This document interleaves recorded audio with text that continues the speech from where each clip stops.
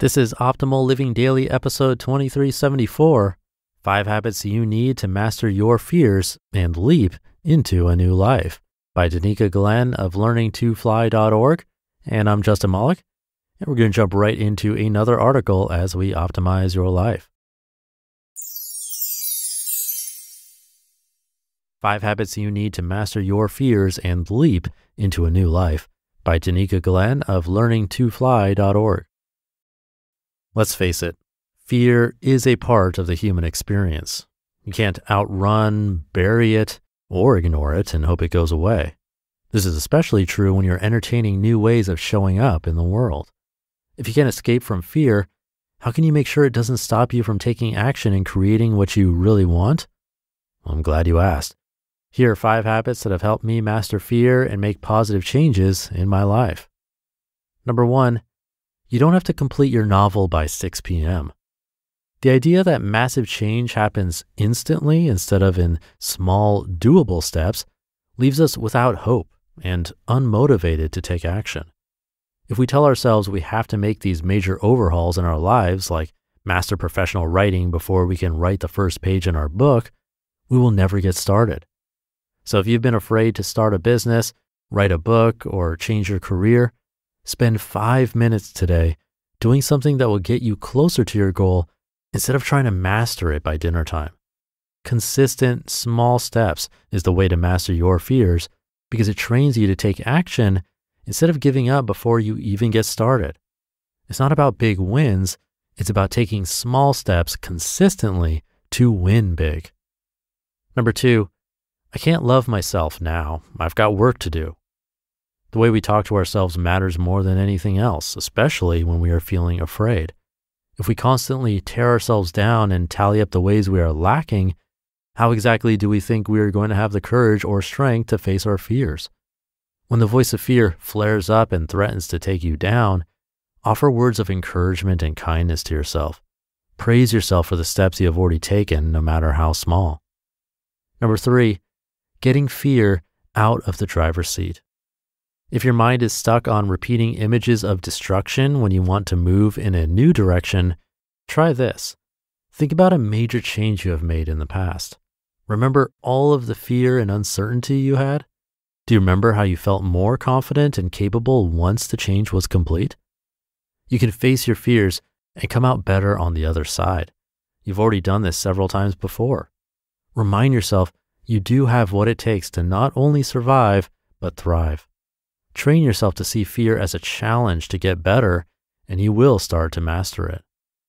Number 4, the glory of making fear ordinary. There is power in structure and routine. I know the idea of repeating the same things over and over again sounds boring, but repetition is a secret weapon you can use to start conquering your fears. How? By creating a habit of putting yourself in new situations. Get uncomfortable repeatedly. Willingly embrace the unknown by taking a new class or pitching a new idea to the world. It'll change how you see yourself and what you believe is possible for your life. Taking a leap into the unknown in small, fun ways can serve as the training you need to take action to master your big fears. Fear loses its grip on us if we're willing to embrace many new experiences just for the fun of it.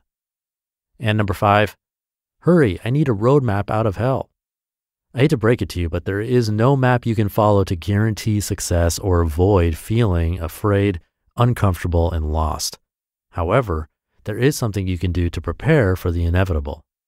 The reason why fear keeps us paralyzed with indecision is because we don't question it and problem solve ahead of time. Well, how do you do that? Put your worst case scenario in writing. Write down what you want. Write down all of your fears about the terrible things that could happen to you if you go for what you really want. What could you do to recover and rebuild your life if your worst case scenario came true? When you take the time to write down your fears and think about the ways you can solve your worst case scenario problems, you realize there always is a way out. Your life is not in danger, and it is possible to recover and rebuild even if your worst case scenario comes true. Making friends with fear. Taking the time to question your fears and how you define them is the first step to mastering them. You don't need to do the impossible by bedtime, but you do need to build habits that support you and increase your confidence. Training yourself to take small, consistent steps is the way to conquer your fears and create the life you want.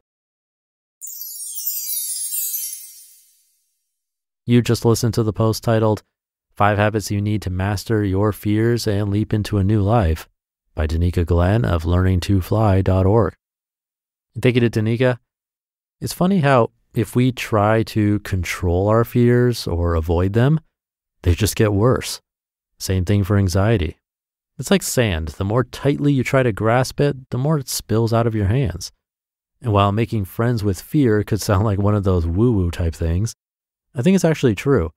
It's something you have to truly accept for it to not rule your life. And these are good tips. The first one she mentioned was taking small, consistent steps. And in psychology, you'll hear about exposure therapy, which is exactly that. Tiny baby steps so that what was once a fear could sort of become normalized. And while it may seem impossible at first, even the greatest of fears can be tamed through baby steps like this and in creative ways. For example, spiders. If you have a massive fear of spiders, one baby step could be something like drawing a spider on a paper and then having it sit on your desk. It might give a little anxiety at first, but it's a drawing and eventually you'll get used to it being next to you. Then a next step could be purchasing a plastic spider and leaving that on your desk. And maybe that's too big of a jump for you, or maybe it's too small, but in either case, that's just an example of how we can really take small steps in the direction we want to go and eventually get to where we want to be. So take those steps today, baby steps, of course. Have a great rest of your day, and I'll see you tomorrow, where your optimal life awaits.